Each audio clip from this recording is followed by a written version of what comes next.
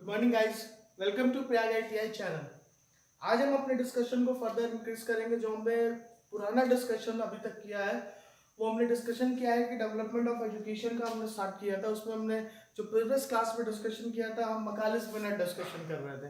मकालिस Bennett 1835 में Lord Macaulay आते हैं तो आता है, और मकाले बेनेट में ये कहा जाता है कि जो डेवलपमेंट इंडिया में एजुकेशन का होगा वो वर्नाकुलर लैंग्वेजेस में ना होकर इंग्लिश लैंग्वेज में होगा, और वेस्टर्न साइंसेस पढ़ाए जाएंगे। ट्रेडिशनल साइंसेस को या ट्रेडिशनल लैंग्वेज को इंडिया में प्रमोट नहीं किया जाएगा।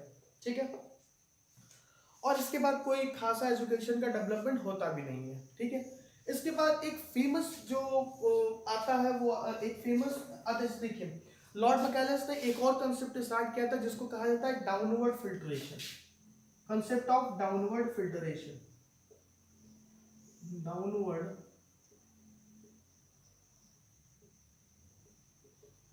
फिल्ट्रेशन। ठीक है। Downward filtration, Lord Macaulay. अब डाउनवर्ड फिल्ट्रेशन का कंसेप्ट क्या था? डाउनवर्ड फिल्ट्रेशन का मतलब ये था कि ऊपर से नीचे की तरफ किसी चीज का विकास करना। मतलब अब मेजर सेक्शन, ऊपर के सेक्शन के लोगों से किसी चीज को नीचे तक पहुंचाने को ही डाउनवर्ड फिल्ट्रेशन कहा गया। इन्होंने क्या कहा, लॉर्ड मैकाले ने कहा कि एजुकेशन जो होगा वो अपर क्लास के लोगों को दिया जाएगा, अपर सेक्शन ऑफ सोसाइटी को दिया जाएगा। ठीक है। अब जब अब देखिए, अपर सेक्शन ऑफ सोसाइटी को जब ये एजुकेशन दिया जाएगा, ये जो वेस्टर्न साइंसेस दी जाएंगी, ये अपर साइंसेस ये अफोर्ड कर पाएंगे, क्योंकि ये जो डेवलपमेंट एजुकेशन का हुआ था वो भी पेएबल था। अभी तक कोई भी एजुकेशन, फ्री एजुकेशन या किसी तरह की बात नहीं हुई थी। तो ये जो एजुकेशन, इन्होंने कहा कि वेस्टर्न साइंसेस का, अपने वकालत मिनट में इन्होंने कहा कि एजुकेशन की जो डेवलपमेंट होगी वो केवल और केवल इंग्लिश लैंग्वेज में होगी और वेस्टर्न साइंसेस में होगी। तो वो पेएबल थी, वो फीस लगती थी उसकी देने के लिए। ठीक है, पेएबल था, वो फीस लगती थी वहां पे उस एजुकेशन सिस्टम को अचीव करने के लिए, एक्वायर करने के लिए। अब देश में वैसे ही बहुत ज्यादा गरीबी थी, तो सबके बस का तो वो अफोर्ड करना था ही नहीं। सब तो अफोर्ड कर ही नहीं सकते थे कि एजुकेशन सिस्टम को सब लोग फीस दे के और पढ़ पाए इंग्लिश, और फीस भी उनकी हाई होगी। ठीक है। तो हुआ क्या कि एक बड़े सेक्शन, एक मेजर सेक्शन के लोग केवल मतलब एक हायर सेक्शन के लोग जिसके पास पैसा हुआ करता था, वो केवल एजुकेशन सिस्टम में आज पहुंच पाए और एजुकेशन को गेन करने पाए। ठीक है। अब जब एक ऊपर का सेक्शन एजुकेशन गेन कर पाएगा, तो मैकाले ने कहा कि अगर एक मेजर सेक्शन ऊपर का एजुकेशन को गेन कर लेता है तो वो इंडियन वर्नाकुलर्स को भी अपने साइंसेस से और अपने नॉलेज को फ्लरिश कर देगा, और इसके थ्रू ये छोटे लोगों तक पहुंच जाएगा। बस समझ में। उन्होंने ये कहा कि देखिए, हम अगर ऊपर के लोगों को डेवलप करेंगे तो they will act as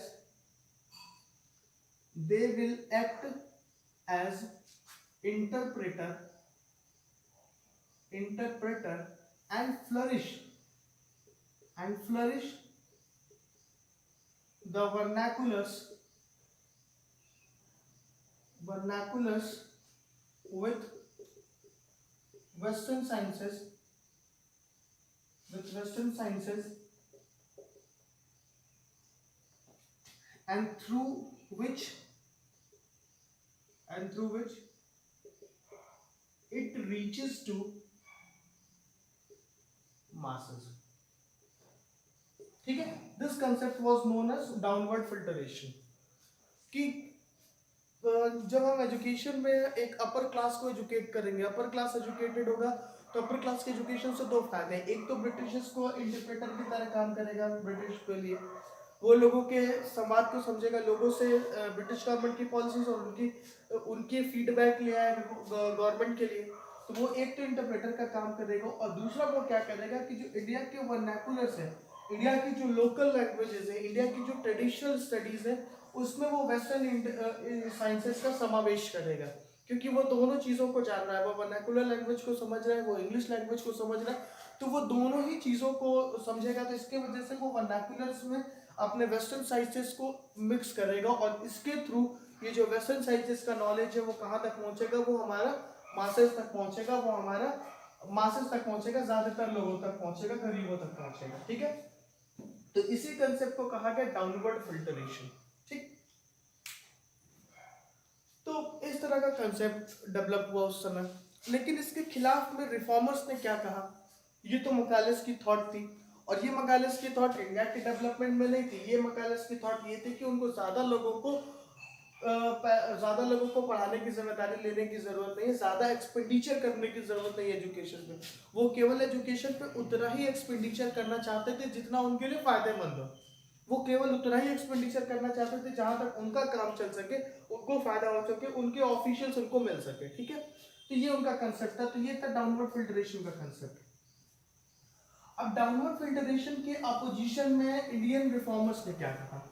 Indian reformers ने इसके अपोजिशन में, डाउनवर्ड फिल्ट्रेशन के कंसेप्ट में इंडियन रिफॉर्मर्स ने कहा कि देखिए, जब तक मासेस, जब तक हमारा एक बड़ा सेक्शन सोसाइटी का मॉडर्न एजुकेशन या मॉडर्न आइडियल से एजुकेटेड नहीं होगा, तब तक जो पॉलिसीज या जब तक तो कोई भी आइडियाज जो है, कोई भी आइडियल्स जो हैं, वो उन लोगों तक उसी हिसाब से पहुंचेगी जो पॉलिटिशियंस उनको पहुंचाएंगे, जो सरकार उनको पहुंचाना चाहेगी। और इसके थ्रू वो किसी भी तरीके के सोशल एनालिसिस को इम्बिल्ट नहीं कर पाएंगे, सोशल एनालिसिस को इम्बिल्ट नहीं कर पाएंगे, सोशल थॉट्स को डेवलप नहीं कर पाएंगे, किसी पॉलिसीज का डेवलपमेंट सोशल थॉट के हिसाब से नहीं हो पाएगा।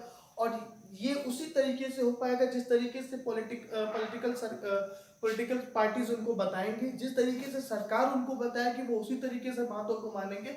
और it will only promotes the colonial interest. ठीक है, तो ये सोशल रिफॉर्मर ने कहा कि मासेस का मॉडर्न एजुकेशन पढ़ना बहुत जरूरी है। ऐसा नहीं है कि डाउनवर्ड फिल्ट्रेशन के थ्रू, डाउनवर्ड फिल्ट्रेशन से कुछ नहीं हो पाएगा, डाउनवर्ड फिल्ट्रेशन काम ही नहीं कर पाएगा, क्योंकि डाउनवर्ड फिल्ट्रेशन में जब बात पहुंचेगी तो ऊपर से जो लोग उन लोगों तक बात को पहुंचाएंगे, केवल वो बात उन तक पहुंचेगी, किसी भी पॉलिसीज का, किसी भी आइडियल्स का रियल पिक्चर उन तक नहीं पहुंच पाएगा, सोशल एनालिसिस का कैपेसिटी उनके अंदर डेवलप नहीं हो पाएगा। और इसकी वजह से ये केवल और केवल कॉलोनियल इंटरेस्ट को सर्व करेगा। और बात वही थी, कारण यही था कि जिसको ये डाउनवर्ड फिल्ट्रेशन का जो कंसेप्ट था वो इसीलिए लाया गया था कि लोगों तक सरकार की बात तो पहुंचे, लेकिन सरकार की वो बात पहुंचे जो सरकार पहुंचाना चाहती है। अपने पर्सनल जो इंटरेस्ट है, जो सही मायने हैं उस बातों का, वो न पहुंच सके। तो ये सोशल रिफॉर्मर्स ने कहा गया। ठीक है, ये सोशल रिफॉर्मर्स ने कहा इसके खिलाफ। और इसके खिलाफ सरकार के खिलाफ काफी एजिटेशंस हुए, काफी लोगों ने कहते हैं कि डेवलपमेंट हुआ, मतलब काफी लोग उसके खिलाफ गए, इस कंसेप्ट के खिलाफ। ठीक है, इसके बाद क्या होता है देखिएगा, इसके बाद 1854 में वुड डिस्पैच आता है। क्या था? Woods dispatch. वुड्स डिस्पैच, ठीक है, वुड्स डिस्पैच 1954। अब देखिएगा, जो भी लोग इस वीडियो को देखेंगे वनडे एग्जामिनेशन के तौर पर, वनडे एग्जामिनेशन में आपको केवल जितने भी कमीशन हम बताएंगे और जितने भी ये पॉलिसीज बताएंगे, केवल उनकी डेट और उनका नाम याद रखना है कि हाँ ये एजुकेशन से रिलेटेड थे, इन्होंने कुछ एजुकेशन के लिए किया था। एग्जाम्स में जनरली वनडे एग्जाम्स में यही पूछे जाते हैं कि वुड डिस्पैच किससे रिलेटेड था, या वुड डिस्पैच कब आया था और क्या कारण थे इसके आने के। तो ये सारी चीजें पूछी जाती है। इसके अंदर की प्रोविजंस जो मैं बताऊंगा वो पूछे नहीं जाते। प्रोविजंस आपको उन जगहों पे जरूरी है जहाँ पे आप सब्जेक्टिव क्वेश्चंस लिखने जाएंगे, जैसे पीसेस वगैरह हो गया, या इन जगहों पे आपको इनकी जरूरत पड़ेगी। ठीक है, तो वुड डिस्पैच देखिए, वुड डिस्पैच को एजुकेशन का मैग्ना कार्टा कहा जाता है, Magna carta of education system in India, Magna carta. ठीक है, एजुकेशनल डेवलपमेंट का मैग्ना कार्टा वुड डिस्पैच को कहा जाता है, 1954 में आता है। और वुड डिस्पैच पहली बार किसी तरीके से एक सिस्टमेटिक स्प्रेड ऑफ एजुकेशन की बात करता है। ठीक है, सिस्टमेटिक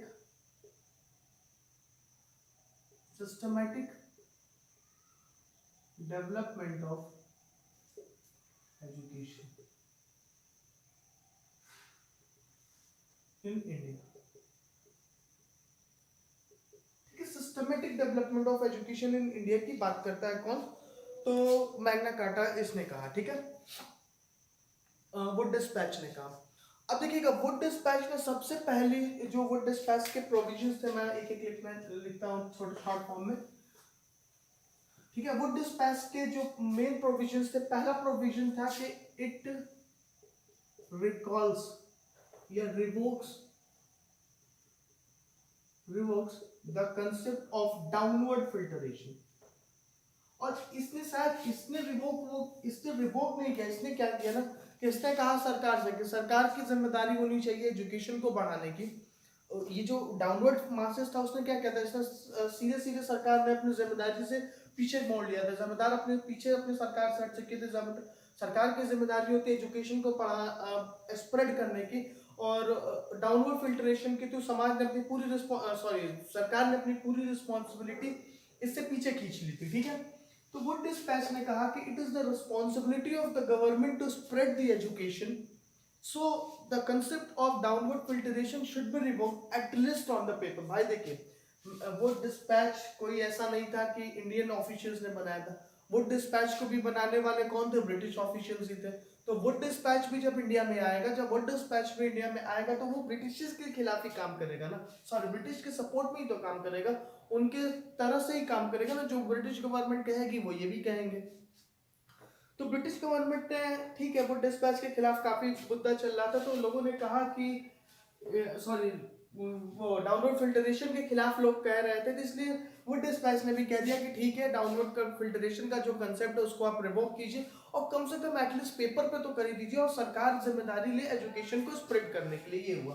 तो it is the responsibility of, it is responsibility responsibility of government to spread education, to spread education। ये तो पहली बात कही गई वो डिस्पैच में।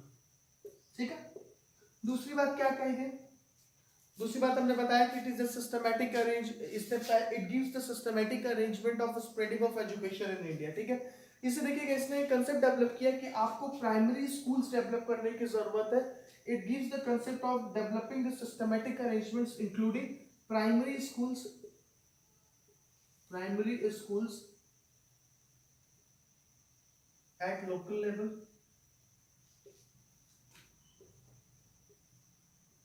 For in vernacular languages. ठीक है, इन vernacular languages,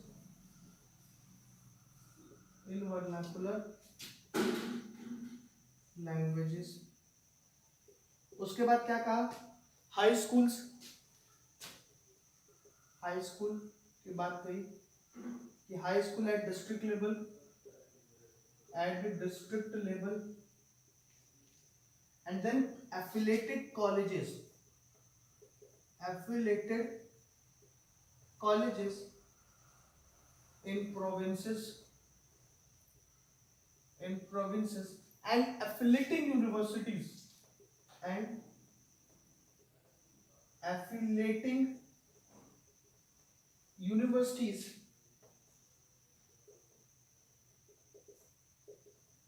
at major presidencies, at presidencies।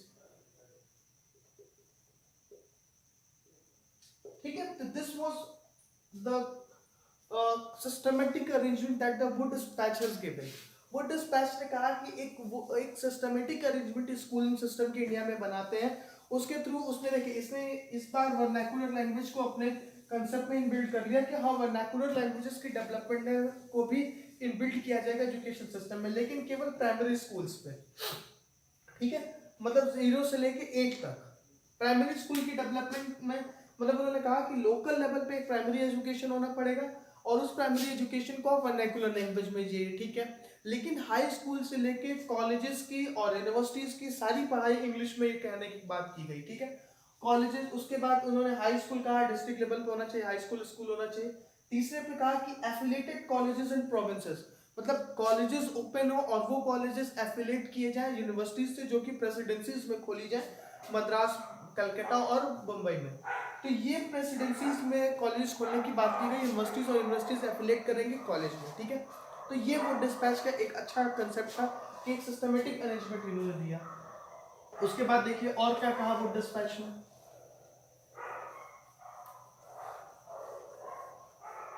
उसके बाद वो डिस्पैच कहता है कि वो डिस्पैच उसके बाद कहता है कि देयर शुड बी मतलब emphasis should be made on the women's education. ठीक है, तो वुमेन्स एजुकेशन के emphasis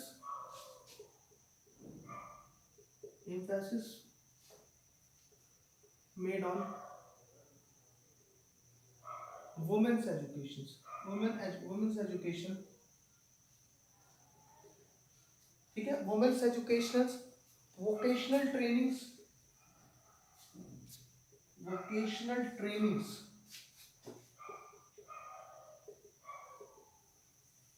and commercial trainings.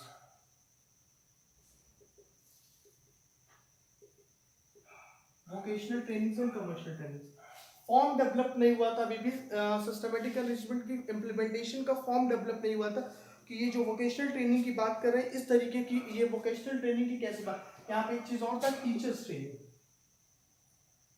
Teachers training, ठीक है। तो ये था वो डिस्पैच में कि वुमेन्स एजुकेशन पे बात की गई, वोकेशनल ट्रेनिंग हो गई, कमर्शियल ट्रेनिंग हो गई, टीचर्स ट्रेनिंग हो गई। तो आप कहा कि दो तरह के पढ़ाइयों की बात की गई। फिलहाल अभी इम्प्लीमेंटेशन की बात नहीं थी, इम्प्लीमेंटेशन की बात अगले हंटर कमीशन में होगी जो 1882-83 में आएगा, उसमें प्रॉपर इम्प्लीमेंटेशन की बात की गई कि हाई स्कूल के बाद दो सेक्शन डिवाइड कर दिया जाए। एक सेक्शन वो होगा जो हायर एजुकेशन में जाना चाहेगा तो उसको यूनिवर्सिटीज भेजी जाएंगे, उसको कॉलेजेस भेजे जाएंगे, और दूसरा वो होगा जो जॉब सीकिंग नहीं होगा, जो कि कमर्शियल एक्टिविटीज में जाना चाहता है, तो उसकी जो पढ़ाई होगी आगे की वो एज अ वोकेशनल ट्रेनिंग होगी, एज अ कमर्शियल ट्रेनिंग होगी। तो ये दो बाइफर्केशन हाई स्कूल के बाद जो होगा वो आगे के हंटर कमीशन में होगा। अभी इसकी इम्प्लीमेंटेशन की बात नहीं की गई थी वो डिस्पैच में, ठीक है। चौथी बात देखिए वो डिस्पैच में क्या कहा गया। वो डिस्पैच में एक बात और कहा गया कि गवर्नमेंट जो होता है, गवर्नमेंट क्या करे कि वो गवर्नमेंट एक्ट प्रोवाइड करे, गवर्नमेंट कुछ पैसे दे प्राइवेट इंटरप्राइजेस को मार्केट में आने के लिए, एजुकेशन को स्प्रेड करने के लिए। मतलब एजुकेशन को स्प्रेड करने के लिए गवर्नमेंट रिस्पॉन्सिबिलिटी ले रही है, अच्छी बात है, लेकिन अपने कुछ रिस्पॉन्सिबिलिटीज को कम करने के लिए वो कुछ पैसा सपोर्ट करे प्राइवेट इंटरप्राइजेस को, ताकि प्राइवेट इंटरप्राइजेस प्राइवेट स्कूल्स खुले, प्राइवेट कॉलेजेस खुले जो इंडिया में एजुकेशन स्प्रेड करें। तो ये बात कहा गया कि promotion of to give grant to give grants to private enterprises, to private enterprises, ठीक है। तो प्राइवेट इंटरप्राइजेस तो coming to the teaching section, या फिर एक मतलब ओपन खोलने के लिए बात की गई कि स्कूल को खोला जाए, और स्कूल खोलने के कंसेप्ट पर कि प्राइवेट इंस्टीट्यूशन भी स्कूल खोले, उसके लिए सरकार उनको सपोर्ट करे, ठीक है। एक बात ये कही गई कि education should be made secular, should be secular. Education जो होना चाहिए वो सेकुलर होना चाहिए, एजुकेशन की जो नॉलेज प्रोवाइड किया जाए वो सेकुलर कंसेप्ट पे प्रोवाइड किया जाए, ऐसा नहीं कि किसी रिलीजियस कंसेप्ट पे प्रोवाइड किया जाए।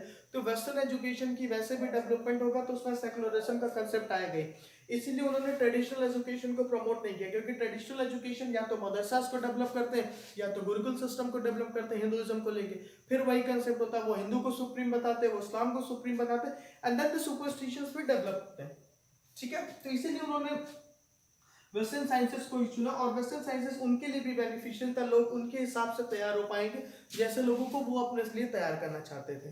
तो ये था कुछ वो डिस्पैच का कंसेप्ट 1954 में, लगभग 4-5 डिकेड तक। मतलब इसके बाद वो डिस्पैच बाद में देखेंगे, हंटर कमीशन 82-83 में आएगा। हंटर कमीशन वो डिस्पैच के कामों को या वो डिस्पैच की प्रोग्रेस को ही रिव्यू करने के लिए आता है कि देखा जाए वो डिस्पैच में जो रिकमेंडेशंस की थी इंडिया में एजुकेशन के डेवलपमेंट में, उस पर क्या काम हो रहा है, तो फिर वो प्रॉपरली इसको करता है और फिर अपनी रिपोर्ट सबमिट करता है। तो लगभग रिपोर्ट जो थी वो डिस्पैच से ही मिलती जुलती थी। उसमें भी वुमेन्स की एजुकेशन पे बात की जाएगी, उसमें भी वोकेशनल ट्रेनिंग की बात की जाएगी। उसमें केवल एक यहाँ पे चेंजेस होगा जो हमने बताया कि हाई स्कूल तक एजुकेशन को प्रमोट करने की बात हुई थी, तो हंटर कमीशन में उसकी इम्प्लीमेंटेशन की भी बात हो गई थी कि इसको किस तरीके से प्रमोट करना। उसने कहा था कि केवल इसको 2 सेक्शन में आप डिवाइड कर दीजिए। हाई स्कूल के बाद केवल उन लोगों को जाना चाहिए जो कि वोकेशनल ट्रेनिंग में जाना चाहते हैं, उनको वोकेशनल ट्रेनिंग में भेज दिया जाए, जो हायर स्टडीज में जाना चाहते हैं वो हायर स्टडीज में भेज दिया जाए। तो इस तरीके की बात थी पहली चीज। दूसरी चीज ये हुआ कि हंटर्स कमीशन में ये बोला गया था कि सेपरेट बोर्ड्स डिवाइड करने की बोला गया था कि प्राइमरी स्कूलिंग के लिए एक सेपरेट बोर्ड स्टेबल किया जाए और हाई स्कूल के लिए एक सेपरेट बोर्ड, जो दोनों ही बोर्ड हो वो दोनों ही मतलब दोनों ही सेक्शन ऑफ एजुकेशन के दोनों सेक्शन के एजुकेशन को ध्यान दें कि एक बोर्ड प्राइमरी बोर्ड जो होगा वो प्राइमरी एजुकेशन, उनकी डेवलपमेंट्स, उनकी कौन से लैंग्वेजेस पढ़ाने हैं, क्या सब्जेक्ट पढ़ाना है, क्या क्यूरिकुलम डिसाइड करना, वो उस पर ध्यान दें। और दूसरा बोर्ड जो सेटअप किया जाए वो आपका जो है वो करे किस पे, आपका हाई स्कूल्स पे करे, ठीक है। तो ये सारी चीजें थी। तो लगभग वो डिस्पैच की वही रिकमेंडेशन उसने भी की थी जो रिकमेंडेशन आपकी उसने किया था, ठीक है। अच्छा, वो डिस्पैच से डेवलपमेंट्स क्या क्या हुए? वो डिस्पैच के बाद इंडिया में एजुकेशन के कौन से डेवलपमेंट हुए मेजर? तो मेजर डेवलपमेंट्स में देखिए 3 थे। एक तो 3 medical colleges were open, 3 medical colleges were open, ठीक है। एक तो medical colleges were open. Second, engineering college at the Roorkee were open, ठीक है। आज भी जो चलती है आईआईटी रुड़की वो वही इंजीनियरिंग कॉलेज है, ठीक है। Engineering college eight Roorkee were open, but only for Europeans and Eurasians, ठीक है। This was only for Europeans and Eurasians. This was all the development. तो 3 मेडिकल कॉलेजेस खुले और एक इंजीनियरिंग कॉलेज खुला रुड़की में। उसके बाद एक एग्रीकल्चर कॉलेज खुला पूसा बिहार में, एग्रीकल्चर कॉलेज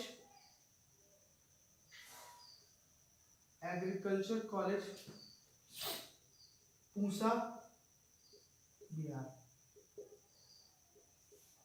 ठीक है। तो ये कॉलेजेस थे जो उसके बाद वो डिस्पैच के आने के बाद खुलते हैं, ठीक है। तो मोस्टली एजुकेशन जो था वुमेन एजुकेशन के लिए हमने बताया था कि कोई खास ओपन तो था नहीं, एक वही था जेडी बिथून वाला कॉलेज चौथा मान लेते हैं, लेकिन वो डिस्पैच के पहले खुल गया था 1849 में। ये हमने लिखा है 1954, 18 दिस इज 1854। वो 1849 में ही ओपन हो चुका था वो डिस्पैच के आने से पहले ही जेडी बेथुन ने। और वो पर्सनल डिस्पोटिज्म पे था, उसमें सरकार का ज्यादा रोल नहीं था उस ओपन स्कूल को ओपन करने में। उसने जेडी बेथुन ने अपना पर्सनल डिस्पोटिज्म ओपन किया था, ठीक है। तो ये कुछ था वो डिस्पैच की बात,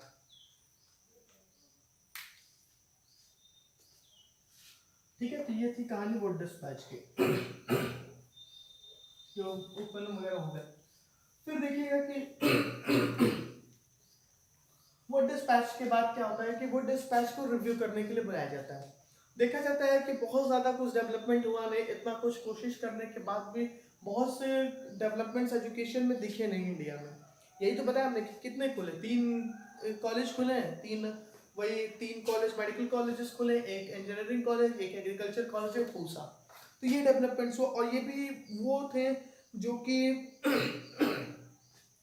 बहुत ज़्यादा सपोर्ट नहीं कर रहे थे। मतलब ये भी एजुकेशन सिस्टम बहुत ही नैरो कैटेगरी के थे, इनका जो फील्ड था वो नैरोअर था। इसमें केवल कुछ सेक्शन के लोग पहुंच पा रहे थे, केवल हायर सेक्शन के लोग जो कि इनके पास पैसे वाले लोग थे वो लोग पहुंच ही नहीं पा रहे थे कि कब मतलब जो जिनकी रिक्वायरमेंट थी, जो मासेस थे, जो कि डाउनग्रेड सेक्शन की सोसाइटी के लोग थे, जो वो नहीं पहुंच पा रहे थे, ठीक है। जो कि लैडर में सबसे नीचे हुआ करते थे वो पहुंच नहीं पाते इस एजुकेशन सिस्टम में।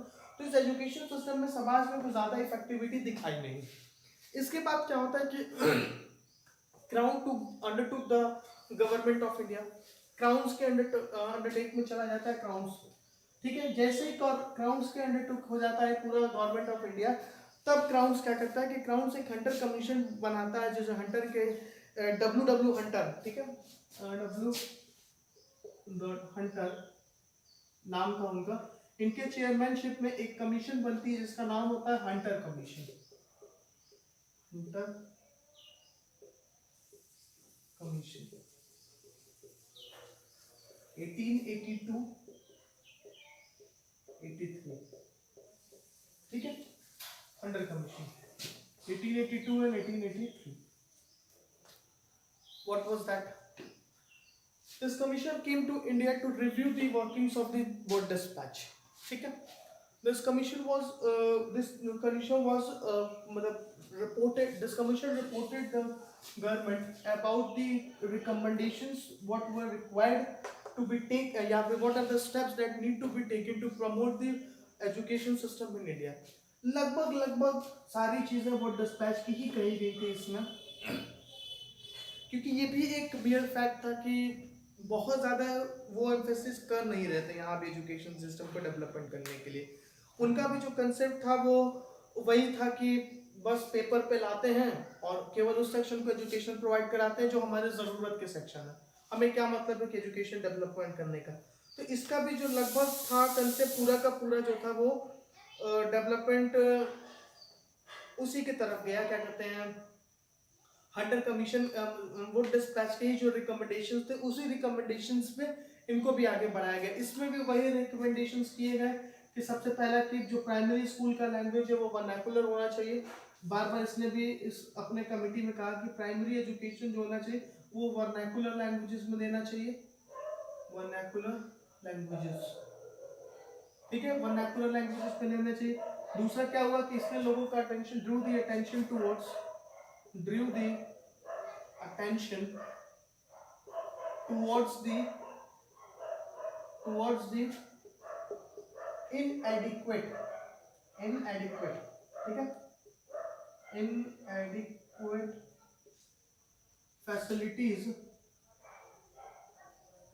inadequate facilities, for women's education, ठीक है। तो इसने भी वुमेन्स एजुकेशन की इनएडिक्वेट। तीसरी इसने थोड़ा सा एक स्ट्रक्चरल चेंज किया, वही हाई स्कूल के बाइफर्केशन का। हाई स्कूल के बाद बाइफर्केशन हो रहा था कि कौन अपर स्टडीज में जाना चाहता है और कौन आपका जो कमर्शियल एक्टिविटीज में जाना है। तो हाई स्कूल के बाद इसने दो बाइफर्केशन के सपोर्ट किया। हाई स्कूल, एक तो वो जो कि वोकेशनल ट्रेनिंग में जाना चाहते हैं, वोकेशनल ट्रेनिंग्स, ठीक है, और दूसरा वो जो कि हाई स्टडीज में जाना चाहते हैं, हाई स्टडीज। तो इससे क्या होगा कि इससे रश खत्म होगा यूनिवर्सिटीज लेवल एजुकेशन पे। यूनिवर्सिटीज में रश खत्म होगा, यूनिवर्सिटीज में रश खत्म होगा तो उसकी एफिशिएंसी बढ़ेगी। इसलिए इन्होंने ये कंसेप्ट दिया कि ताकि वहाँ पे जो यूनिवर्सिटीज में लोग पहुंचे वो भी एक यूनिवर्सिटी लेवल के स्टूडेंट हो, ऐसा नहीं कि जिनको कुछ नहीं आता वो भी एक यूनिवर्सिटीज में जा रहे हैं। तो यूनिवर्सिटीज कंसेप्ट, देखिए कुछ भी कहिए, western education was very develop at that time. और आज भी अगर देखा जाए तो अगर किसी लिस्ट में निकले, अभी कुछ दिन पहले यूनिवर्सिटीज एक्ट निकलती है, उसमें वेस्टर्न एजुकेशन की पोजीशन आज भी बहुत बेटर इंडियन सिचुएशन से। It is far better than Indian situation, Indian education system. India education system में आप बताएं कि टॉप 200 में मात्र 3 इंस्टीट्यूट्स इंडिया के हैं, 3 इंस्टीट्यूट्स। इतनी बड़ी पॉपुलेशन को आप हैंडल करते हैं वर्ल्ड की, इतना बड़ा मास एरिया आपके पास है, इतना बड़ा रिसोर्स आपका है, आप वर्ल्ड की लार्जेस्ट डेमोक्रेसी और आपके 200 इंस्टीट्यूशंस में मात्र 3 इंस्टीट्यूशंस आ रहे हैं। तो यू जस्ट थिंक कि एजुकेशन सिस्टम कहाँ है इंडिया का। और उस समय भी वही था, यूरोप के यूनिवर्सिटीज और वहाँ के एजुकेशन की जो दमक है ना वो आज भी देखने को मिलती है। तो वही था उनके कहने का मतलब कि अगर हम लोगों को हायर स्टडीज में लेके जा रहे हैं तो यूनिवर्सिटीज लेवल के हमारे पास स्टूडेंट होने चाहिए, ऐसे नहीं कि कोई भी स्टूडेंट पहुंच जा रहा है यूनिवर्सिटीज एजुकेशन में। तो यहाँ पे हाई स्कूल के बाद वही हुआ कि 2 बाइफर्केशन कर दिया गया हंटर कमीशन में कि आप 2 तरह के लोगों को डेवलपमेंट करिए। एक जो वोकेशनल ट्रेनिंग्स पे जाते हैं, जिनको जॉब या हायर स्टडीज से मतलब नहीं, उनको केवल नौकरी करने के लिए चाहिए, तो उनको आप वोकेशनल ट्रेनिंग दीजिए, उनको कमर्शियल ट्रेनिंग दीजिए। और दूसरे जो हायर स्टडीज में जाना चाहते हैं, जो रिसर्च वर्क में जाना चाहते हैं, अब बाद में आप देखेंगे इसके बाद 1904 में आएगा आपका यूनिवर्सिटीज एक्ट। यूनिवर्सिटी एक्ट में क्लियरली मेंशन किया गया था कि रिसर्च वर्क पे ज्यादा वर्क किया जाए, ज्यादा से ज्यादा एजुकेशन और रिसर्च वर्क पे किया जाए काम। और लॉर्ड कर्जन ने बहुत काम किया था यूनिवर्सिटीज एक्ट को इम्प्लीमेंट करने के लिए। यूनिवर्सिटीज एक्ट का कहा जाता है कि लॉर्ड कर्जन ने उसके हर प्रोविजन को बहुत अच्छे से जस्टिफाई किया था, ठीक है। तो कुछ ऐसे भी कुछ ब्रिटिश ऑफिसर्स भी ऐसे थे जिन्होंने वुमेन्स के जिसने एजुकेशन को इंडिया में डेवलपमेंट किया। कुछ इंटेंशंस तो उनके बहुत नहीं थे डेवलपमेंट करने के लिए ब्रिटिश गवर्नमेंट के, लेकिन कुछ पर्सनल डिस्पोटिज्म, कुछ पर्सनल एफिशिएंट या पर्सनल रिस्पॉन्सिबिलिटी पे कुछ ब्रिटिश गवर्नमेंट के कुछ ऐसे ऑफिशियल थे, जिसमें लॉर्ड कर्जन का नाम बहुत ऊपर आएगा, जिन्होंने बहुत कुछ किया इंडियन एजुकेशन में। 1904 के यूनिवर्सिटीज एक्ट के हर प्रोविजन को बहुत अच्छे से जस्टिफाई किया था लॉर्ड कर्जन ने। बस थोड़ा सा उनका माइंड नैरोअर था, वो केवल वो चाहते थे कि जो एजुकेटेड निकल के आए वो लोग लॉयल टू ब्रिटिश कंपनी हो। केवल एक ये क्रिटिसिज्म उनके फेवर में जाता है। बाकी 1904 के यूनिवर्सिटीज एक्ट को बहुत अच्छे से जस्टिफाई किया था लॉर्ड कर्जन ने, ठीक है। फिलहाल हम उसको डिस्कशन बाद में करेंगे, अभी हम लोग हंटर्स कमीशन पे हैं। तो हाई स्कूल की बाइफर्केशन क्या है इसका, ठीक है। तो वही हुआ कि तीन उसकी recommendations, primary vernacular, attention toward the inadequate women's education and high schools recommendation board, ठीक है। तो this is all about the recommendations of Hunter's commission, ठीक है। तो ऑलमोस्ट वही है जो वो डिस्पैच ने किया था, एक्सेप्ट इसको छोड़ के। हाँ, इसने एक और किया था कि जो प्राइमरी एजुकेशन की रिस्पॉन्सिबिलिटी है वो सरकार क्या करे कि म्यूनसिपल कॉर्पोरेशन या म्यूनसिपल जो कॉर्पोरेशन उस समय न्यूली सेटअप हुआ था इंडिया में, उसको दे दे, ठीक है। तो म्यूनसिपल कॉर्पोरेशन की सेटअप उस समय इंडिया में हो चुका था, तो वो हंटर्स कमीशन ने यही किया कि प्राइमरी एजुकेशन डायरेक्ट गवर्नमेंट अपने अंडरटेकिंग में न लेके उसे क्या करे कि उसे म्यूनसिपल कॉर्पोरेशन को दे दे, कि लोकल लैंग्वेजेस की या वर्नाकुलर लैंग्वेज की या प्राइमरी लेवल पे जो एजुकेशन की डेवलपमेंट होगी वो उनकी होगी, म्यूनसिपैलिटीज की और म्यूनसिपल कॉर्पोरेशन की होगी। तो एक और यहाँ पर लिख लीजिएगा चौथा रिकमेंडेशन इसका, primary education, primaries education responsibility, education responsibility given to municipal corporations, municipal corporations, ठीक है। तो this is all about the Hunter commissions. अब हंटर कमीशन के बाद कई यूनिवर्सिटीज का डेवलपमेंट होता है, इसके बाद आप पंजाब यूनिवर्सिटीज आती है, इसके बाद पंजाब यूनिवर्सिटी आती है, पंजाब यूनिवर्सिटीज ओपन होती है, सब Punjab university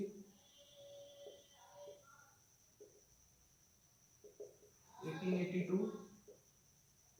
famous Allahabad university, Allahabad university in 1887, ये सारी यूनिवर्सिटीज का डेवलपमेंट होता है, ठीक है।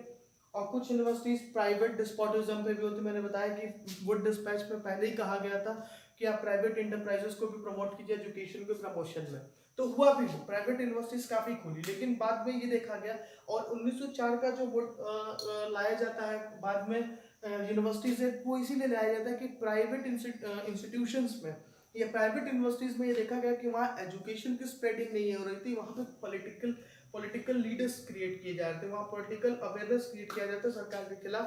तो सरकार ने इसलिए 1904 में यूनिवर्सिटीज एक्ट लाया इन सारी चीज़ों को कर्व करने के लिए और एजुकेशन की डेवलपमेंट के लिए, ठीक है। तो फिर आगे का डिस्कशन यूनिवर्सिटीज एक्ट ऑफ 1904, फिर आपकी सैडलर्स कमीशन आएगा 1719 में, फिर Hartog committee 1929 and then Sargent plan 1944-45, ये चार कंसेप्ट्स हैं। उसके बाद एक छोटा सा मॉन्टेग्यू क्लेम्सफोर्ड रिफॉर्म में भी एक छोटा सा चेंज आया था कि जो एग्जाम में पूछा जाता है, वो चेंज किया आया था कि एजुकेशन को अब प्रोविंशियल गवर्नमेंट के लिस्ट में कर दिया गया था। अभी तक जो एजुकेशन था वो सेंट्रल गवर्नमेंट के लिस्ट में था। तो याद रखिएगा कि मॉन्टेग्यू क्लेम्सफोर्ड रिफॉर्म 19 कौन सा मॉन्टेग्यू क्लेम्सफोर्ड, वही चार्टर एक्ट जैसे आता है ना, चार्टर एक्ट हमने बताया था कि हर 20 साल पहले था, तो ये भी एक एक्ट आएगा। भी हम केवल 1853 के चार्टर एक्ट तक पढ़े, 1858 से पढ़ना हम लोग को बचा हुआ है। तो एक आता है 1919 में Montagu क्लेम्सफोर्ड reform, Montagu क्लेम्सफोर्ड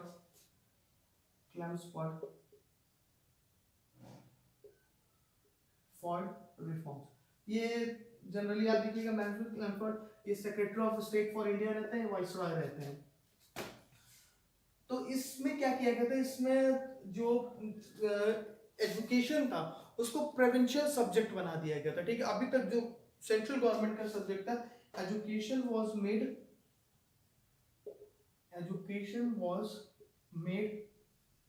provincial subject,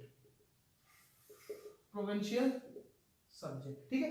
this is only thing that I need to tell about this, और कुछ इसमें है नहीं जरूरत एजुकेशन के बारे में, तो केवल यही बताना था कि इसको प्रोविंशियल सब्जेक्ट बना दिया गया था 1919 में। इसके बाद प्रोविंशियल गवर्नमेंट की रिस्पॉन्सिबिलिटी हो गई थी एजुकेशन को एक्सप्लोर करने की।